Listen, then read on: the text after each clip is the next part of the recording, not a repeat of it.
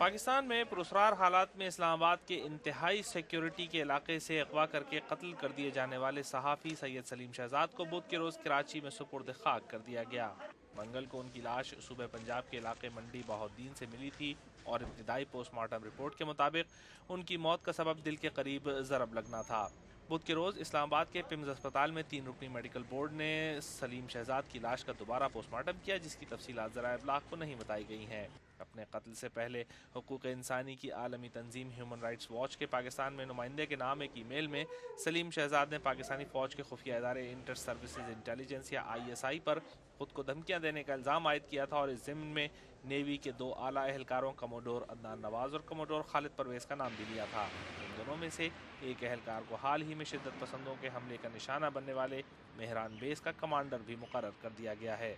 عالمی سطح پر اس قتل کی شدید مذمت کی گئی ہے اور امریکی وزیر خارجہ ہلری کلنٹن نے مذمت کرتے ہوئے کہا ہے کہ پاکستان میں دہشت گردی اور خفیہ اداروں کے بارے میں سلیم شہزاد کے کام نے پاکستان کے استحکام کو درپیش خطرات کو اجاگر کیا تھا۔ دوسری جانب حکومت پاکستان نے صحافی سلیم شہزاد کے اغوا اور قتل کی تحقیقات کا حکم دیا ہے۔ The President of Pakistan has condemned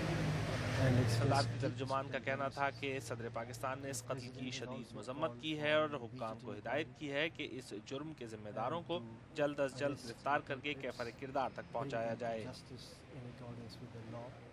صحافیوں کی بین الاقوامی تنظیم رپورٹرز وداؤٹ بارڈرز کی رپورٹ کے مطابق پاکستان میں سن 2010 میں 11 صحافی ہلاک ہوئے ہیں۔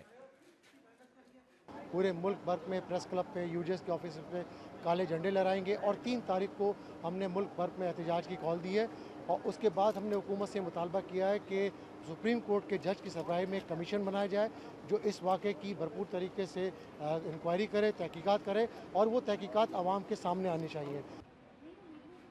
اس سے پہلے انسانی حقوق کی تنظیم ہیومن رائٹس واچ سے منسلک ایک اہلکار نے بتایا تھا کہ ان کے پاس باوثوق ذرائع سے ملنے والی ایسی اطلاعات تھیں کہ سید سلیم شہزاد کو پاکستانی خفیہ اداروں نے اپنی تحویل میں لیا تھا۔